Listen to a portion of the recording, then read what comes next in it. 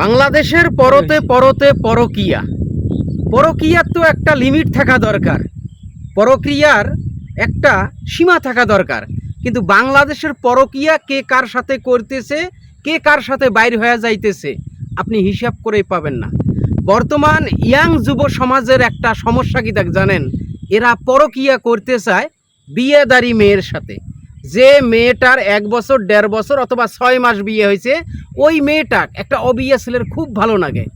এমনও ছেলে আছে 2 বাচ্চার মাকেও ভালো লাগে। আপনারা ব্যাপারটা বুঝছেন? পরকীয়া জিনিসটা কোন পর্যায়ে পৌঁছে গেছে।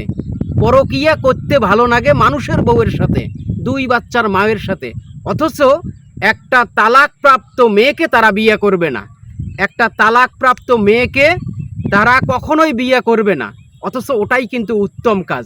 এই কাজটা না করে ওই 2 বাচ্চার মাকে ভালো লাগে, তাকে নিয়ে 2 বাচ্চার মা সহ নাই উধাও, ঢাকা, দেশান্তরী, একদম দেশান্তরী, দেশ থেকে উধাও।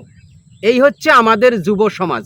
অথচ আল্লাহ পাক সূরা ইসরার 32 নম্বর আয়াতে বলেন যে আর তোমরা বেবিচারের কাছেও যেও না, বেবিচারের কাছেও যেও না। জেনা করা তো দূরের কথা, বেবিচারের কাছেও যেও না। নিশ্চয়ই এটা অত্যন্ত জঘন্য কাজ এবং অতি নিকৃষ্ট পথ।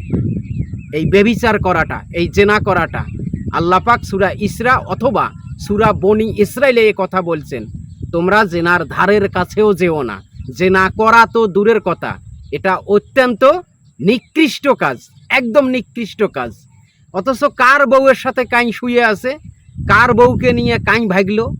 এদের লক্ষ্য খালি মানে ওই যে বিয়েদারি মেয়ের একটু বিয়ে হইলে 1-1.5 বছরের মধ্যে মেয়েটা দেখতে খুব সুন্দর হয়, মেয়েটার রূপ যৌবন একটু ফুটে ওঠে।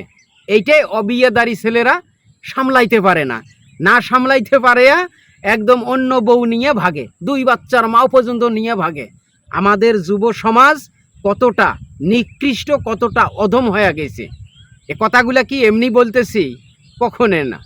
আপনি সমাজের চারিপাশে তাকান, আপনার চারিপাশে তাকান, একটু চারপাশে চোখ কান খোলা রাখেন, দেখেন যে পরকীয়া এ দেশের প্রত্যেক ঘরে ঘরে চলতেছে। পরকীয়া এমনভাবে হচ্ছে, আগে তো ভাবি দেবর এটা তো মানে একটা অপশনালই ছিল, এটা হয়ে যাইতো। এখন দেখবেন যে মামার সাথে ভাগ্নির, মানে চাচার সাথে ভাস্তির পরকীয়া এমন পর্যায়ে পৌঁছে গেছে, সেখানে কে রক্তের সম্পর্ক, কার কি সম্পর্ক হয়, এই বিষয়ে তাদের কোনো ধারণা নাই।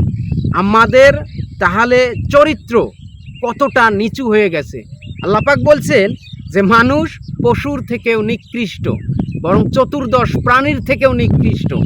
একটা চতুর্দশ প্রাণীর সাথে আল্লাহ পাক মানুষকে তুলনা দিয়েছেন যে সে চতুর্দশ প্রাণীর থেকেও নিকৃষ্ট। অথচ আল্লাহ পাক এই মানুষকে সর্বশ্রেষ্ঠ জীব হিসাবে স্বীকৃতি দিয়েছেন, সর্বশ্রেষ্ঠ জীব হিসাবে সৃষ্টি করেছেন। সেই মানুষ কার সাথে জেনা করতেছে, কাকে নিয়ে ভাগি যাইতেছে, কার বউ নিয়ে ভাগি যাইতেছে, কার বউ নিয়ে বিছানায় শুয়ে আছে, তোয়াক্কা করে না। অথচ আল্লাহ স্পষ্ট একটা সতর্কবাণী দিয়েছেন সেই কোরআনে যে তোমরা বেবিচারের ধারের কাছেও যেও না। বেবিচার করা তো দূরের কথা।